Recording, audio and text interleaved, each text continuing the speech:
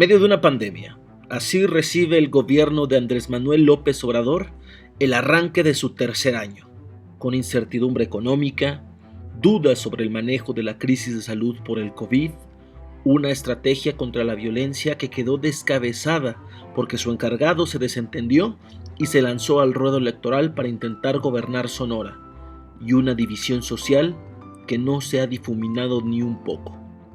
Eso sí, la popularidad del presidente sigue inamovible, pero de que ha caído, ha caído.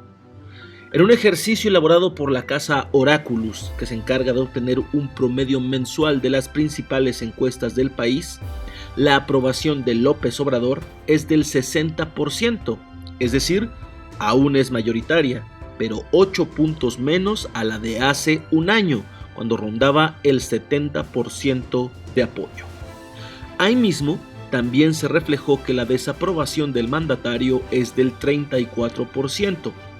Para el presidente este rubro es de vital importancia, pues ha reiterado en varias ocasiones a lo largo de estos 2 años que si llegase a los niveles de rechazo popular que en su momento alcanzó, por ejemplo, Enrique Peña Nieto, quien llegó a sumar prácticamente un 80% de desaprobación, mejor optaría por retirarse, dejar la presidencia. Hasta ahora no hay motivos para pensar en eso, cuenta todavía con el respaldo popular.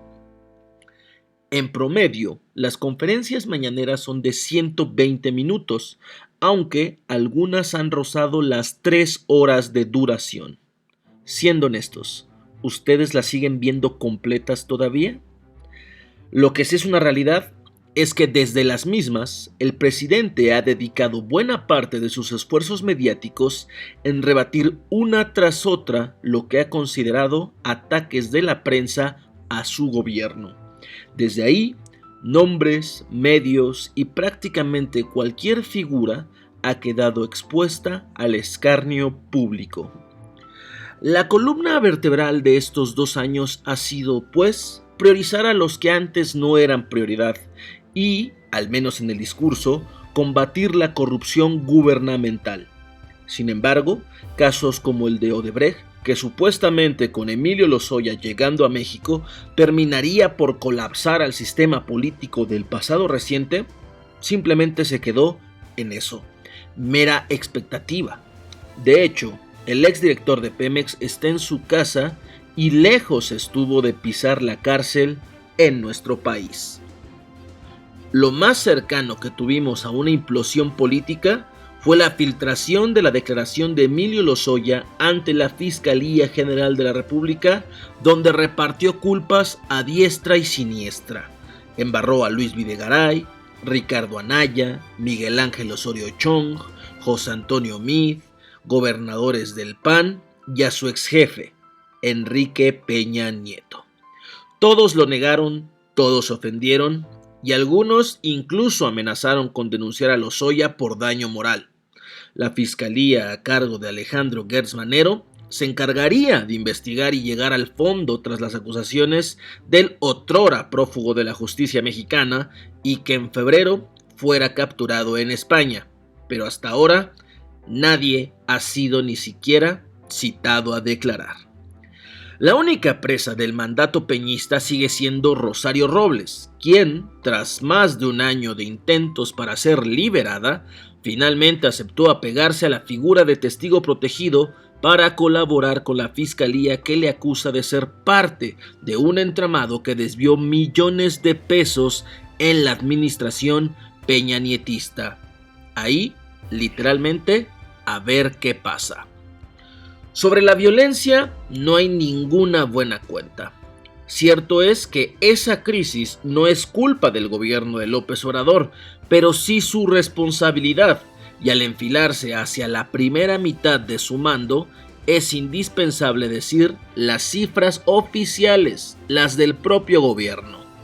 Casi 70,000 personas asesinadas en 2 años, 100 asesinatos diarios desde el 1 de diciembre de 2018 hasta el 1 de diciembre de 2020.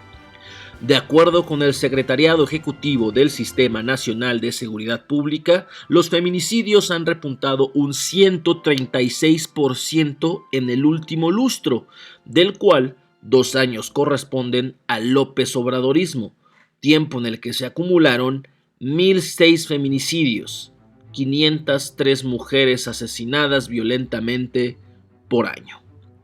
Hablando exclusivamente del 2020, durante los primeros 5 meses del año se presentaron 429 masacres, aunque el discurso oficial insista en que ya no existen.